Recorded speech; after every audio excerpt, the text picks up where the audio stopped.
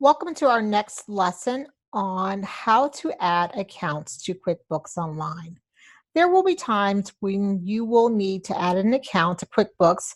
It could be that you opened a new bank account, or maybe you got a new credit card. You could have purchased some sort of equipment or property for the building. Or there will be times when you just want to track an expense there is not currently an expense name for it in your chart of accounts. So we're going to go over how to do that today. You want to navigate to the left side, go to Accounting, and click on Chart of Accounts.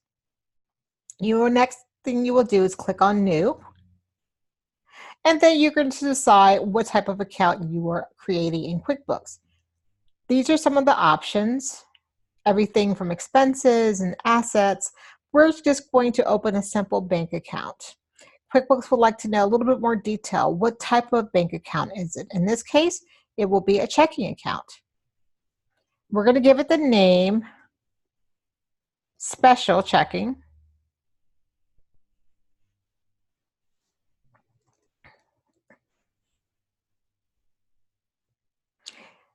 If you wanted to make this a sub-account of something else, you do have the option of doing that. But do not ever enter an opening balance when you're creating a new account. Hit Save and Close.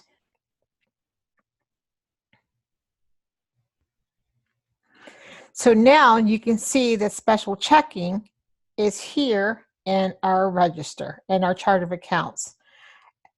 That is all that you need to do when it comes to adding an account to QuickBooks Online. Our next lesson is going to go over connecting that account that you just added to your bank account so that you can download transactions. So we'll see you back in a few minutes for the next lesson.